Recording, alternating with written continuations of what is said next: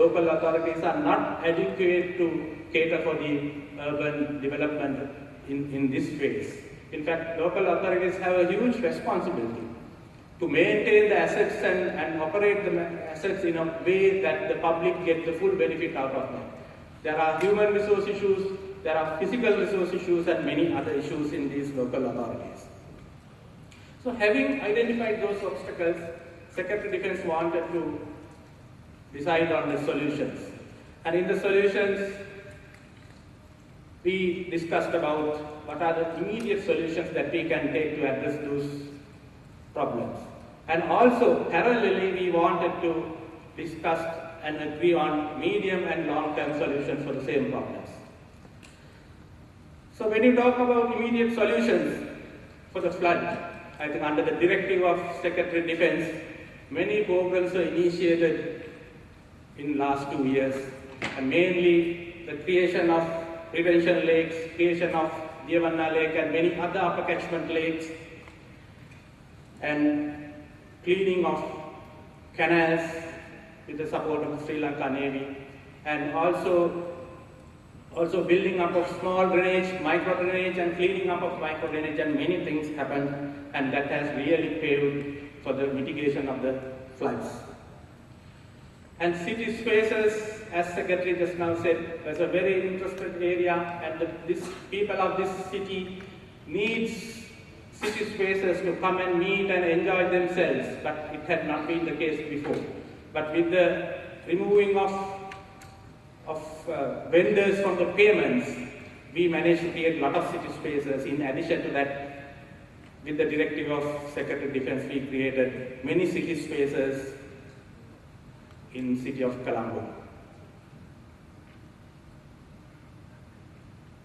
And rehabilitation of roads took place. From Bambalpitiya to Kollupitiya road was rehabilitated to international standards by giving parking spaces and all the other facilities that is required for an international road. So that has really impressed and improved the business in those roads as well.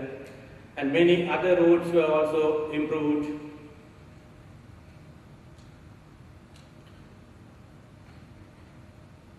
And urban regeneration initiated, and few big projects are now on the way for the urban regeneration, especially in certain land areas in Metro Colombo region. And this renovation of Old Dutch Hospital and many other regeneration activities also took place, and also created water fronts for the people. And this is Devanna Parliament Lake, and if you visit there in the evening, you can see what a nice place to be and what a nice scenery to see. I mean, so that kind of creations for the creation of city spaces took place. And relocated many of the payment hawkers in Hospital Square and many other places, and in action initiated to move defense establishments from Colombo to Akuragada, and action initiated to construct 10,000 housing units for underserved people, and those constructions are now going on.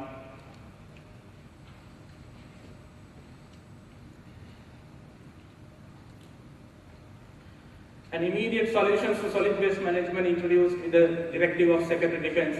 The management structure of this solid waste management issue was addressed, and now you all know Colombo is a very clean city in Southeast Asia. And while these short-term and immediate actions were taking place, Secretary Defense wanted us to decide on medium and long-term solutions for those problems. In fact, these ideas were already, we knew all these ideas, and we had discussions, and we were aware of the solutions as well. What kind of solutions, the long-term and sustainable solutions that we should take for frequent flooding. There has been committees under SLLRDC chairmanship, and we have investigated and studied those things. Then inadequate infrastructure provisions, so what kind of infrastructure provisions that we should give. We had detailed discussions on these things. Then what kind of urban generation projects, and what kind of institutional support that we should give to these councils. Those all were discussed, and we had some idea on what kind of things that we should to address these obstacles in the long-term and medium-term time schedule. And with that, Secretary Defense initiated discussions with the World Bank to support that program. Ladies and gentlemen, that is the birth of Metro Colombo Urban Development Project. The broader objectives of the Metro Colombo Urban Development Project are to complement to the present urban regeneration program of Government of Sri Lanka, to reduce the physical and socio-economic impacts of lying in the Metro Colombo region, to improve priority local infrastructure and services to enhance urban regeneration. There are three components of this project as Secretary described. The component one is the largest component of this project, that is flood and drainage management. Component two is urban development, infrastructure rehabilitation and capacity building of Metro Colombo local and central authorities. Component number three is implementation support.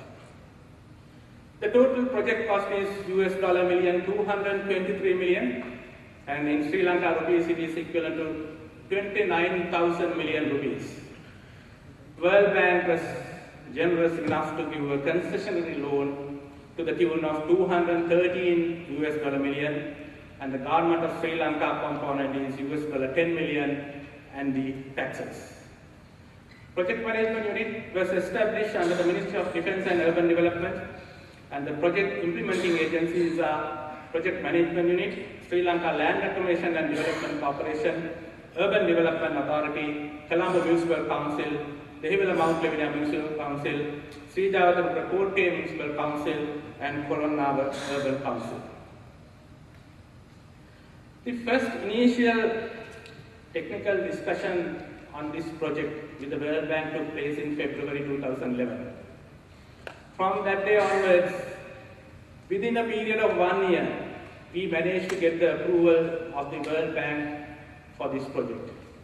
During that period of 1 year, we had hundreds of meetings, hundreds of emails, hundreds of decisions, and many things took place as a team. All the implementing agencies under the directive of Secretary of Defence and Urban Development, we all got together and worked as a team. Because achieving all these tasks within a period of 1 year is a real challenge. In fact, if you just go through these things, from the first discussion, we managed to get the national planning approval within 2 months, that is April. Then the preparatory mission from World Bank came in May, and cabinet approval received in May. Then project management unit was established in June, and I was appointed as the project director. Then the pre-appraisal mission from World Bank came in September. The detailed technical studies started from July, and it's going on, still it's going on. Then the social assessments and the environmental assessments of the project took place from July to October 2011. Then the technical and appraisal mission came in December. Then the project appraisal document was finalized in December. And the loan negotiations took place in 9th February 2012. And we received the World Bank approval for the project in March. And the signing of the loan took place in May, and today is the project launch, and the implementation and support mission are also going parallel. And there are few significance of this project. This is the first IBRD project of the country. IBRD is International Bank for Reconstruction and Development, one of the arms of the World Bank. So this is the first IBRD project of the country. And this is one of the World Bank assisted urban development projects after many, many years in this country. And initially, there had been discussions, there were opinion that a consultant should be appointed for the whole project, for the total project. But with the directive of Secretary and us, we took the challenge that we will minimize the consultancies to the bare minimum. And we will keep faith on our engineers, our architects, and our planners. Had we appointed a consultant for a 29,000 million rupee project, it would have costed 2,000 million rupees easy. But now we are limiting the consultancies to less than 300 million rupees. And also it would have taken 1.5 years to appoint a consultant and to arrive here and to do the studies, and it would take 3 years to initially to start the project. So we took the challenge. Our engineers from SLLRDC, our planners, architects, and all professionals from other agencies, Urban Development Authority, Colombo Municipal Council, and other councils took the challenge that we will design the project, we will design the specifications, we will do the drawings, we will do the tender documents, and we will go for the tenders, and we will implement this project. So that is the challenge that we took, all our engineers, architects, planners, and other professionals. And I am happy to say that we introduced a parallel implementation strategy for this project. We have not waited till something is over to start the other one. While the project is formulating, we knew which are the no-regret projects. We started doing designs, specifications, technical studies, and developing tender documents for those projects parallelly. And while the social studies and other studies are going on, we were working technical studies.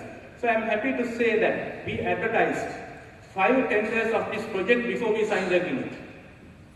Before even the World Bank approved this project, we advertised 5 tenders, and those tenders are being evaluated now. So the completion period, the World Bank, as per the loan agreement, is 5-year period is given for the loan, but we, under the leadership of Secretary Defense and Urban Development, and with the support of all young engineers, planners, and architects of these institutions, we will try to complete this project within 3 years period. And we have given good emphasis, real emphasis to social and environmental impacts of the project. We have done social assessment, developed social management framework, is doing social screening for each sub-project, and similarly, environmental assessment was done, environmental management framework was done, environmental screening is being done for all sub-project items. In the social assessment, we found that there are majority of the impacts of social issues in this project are positive, because we are giving better housing for the households or the underserved settlers living around, and that way it will be improved, and once the flood control is improved, it will definitely benefit many people. Therefore, mostly the social impacts are positive, but there can be few negative impacts as in completing this project. Similarly, entitlement matrix was developed, and in the matrix, we have identified compensation for land structures and replacement, alternative housing, and all the options were looked at. And we have identified what kind of compensation that we give for each and every person affected by this project. So it is documented, and it's a very comprehensive entitlement matrix. Similarly, environmental safeguards are mainly positive, because the impact of this positive will develop the city, and therefore environment will be improved. But there can be few negative impacts as well, but we are addressing all these issues on the environmental management framework. And as I said before, the components are 3, component 1, component 2, and component 3, mainly the flood and drainage management. And this is the biggest component of this project. Therefore, we should little know about the reasons for floods and why we are investing so much of money on flood mitigation. And floods happen in Colombo due to many reasons. One is high intensity of rainfall. When we receive about 50, 60, 70 millimeters of rain within half an hour, 40 minutes, that's a high intensity rain.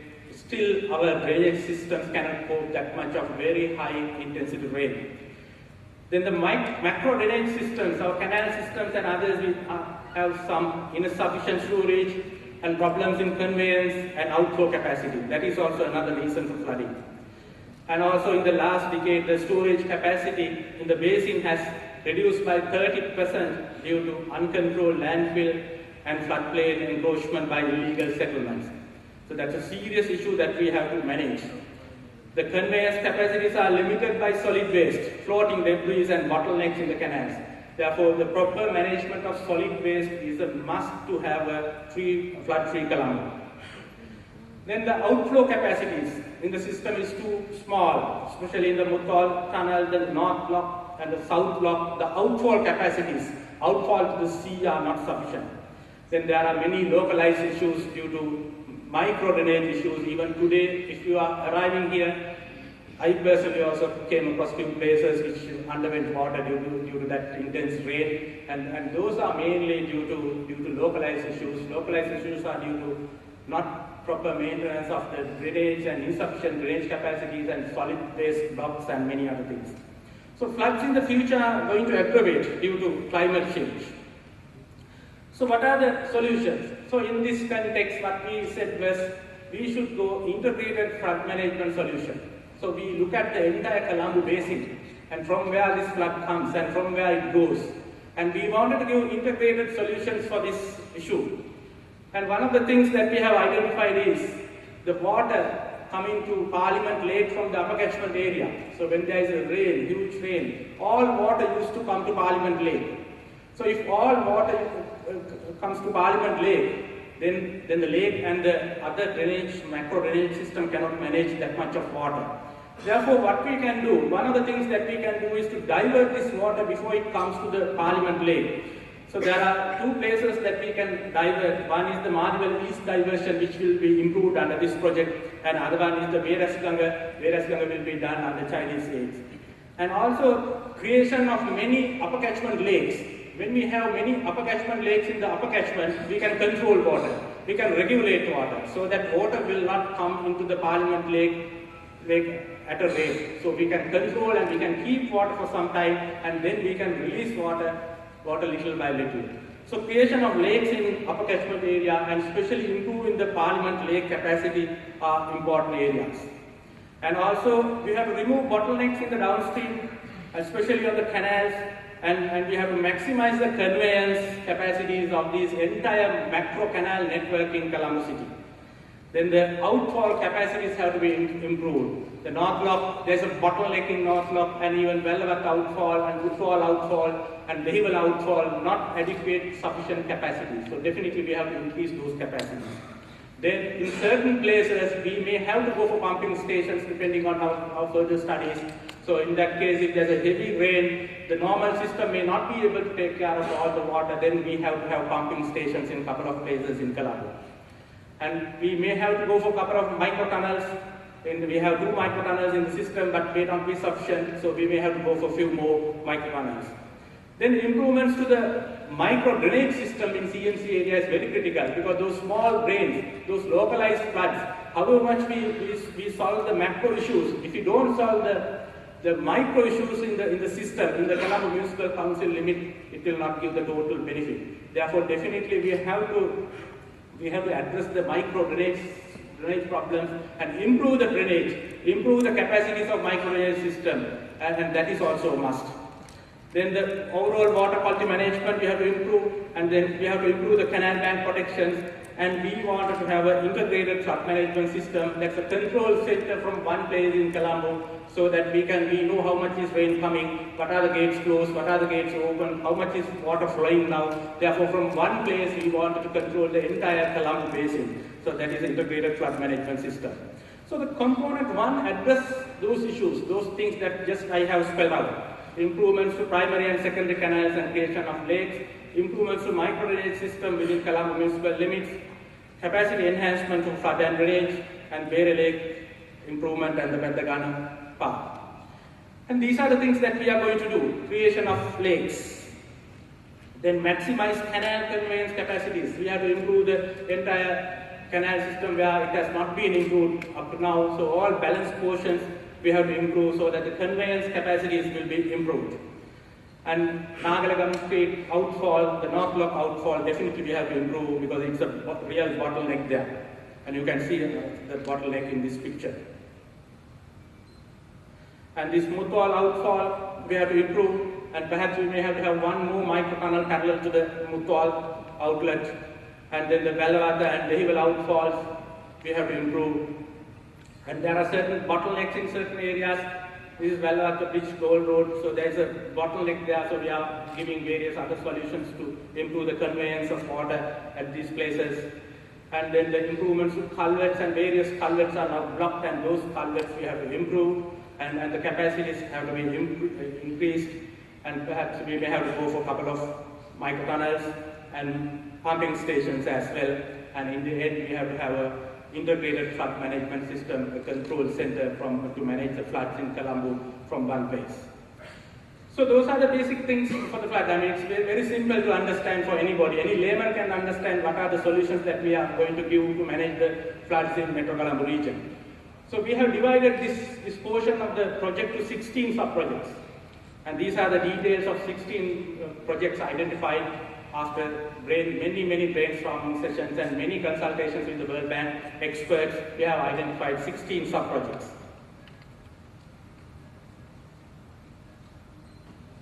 And out of these 16, the 2 sub-projects we have already advertised, and tenders are being received for the go-ahead for the construction. Then the second component under flood management is the improvement to micro-drainage system. As I said earlier, definitely micro-drainage system have to be improved. In city of Colombo, there are many places which undergo due to micro-drainage problems. So we have identified 15 critical places in city of Colombo where it goes underwater, and to solutions to address those 15 locations. There are many more locations as well. The Colombo Municipal Council will have to look after all the balanced places, but we will build the capacity of engineers so that the Colombo Municipal Council engineers can themselves to address the other places, but these are the critical 15 places that we are going to give solutions under this project. And then capacity enhancements of flood and drainage. There we try to have a pilot water-based transport system, and also purchase of canal machinery, canal maintenance machinery, because however much we invest on these infrastructure, if we don't maintain them properly, then there is no purpose. Therefore, under this project, we give machinery, especially the canal maintenance machinery and solid waste management machinery for SLLRDC and the 3 councils, so that they can utilize those machinery to manage the canals and micro-drainage systems. Then the integrated flood management system will be developed for Colombo Basin.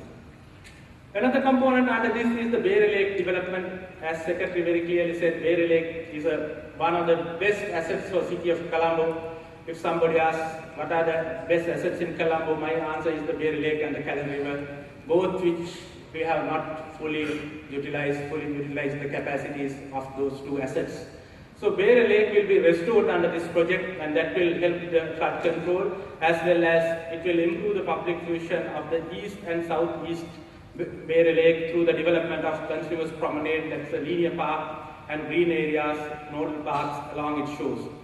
So we are establishing a natural park on the wetland. So that is for the biodiversity park which we do near the Parliament Lake. So that will establish a natural park on the wetland to protect the wetlands we have in Colombo.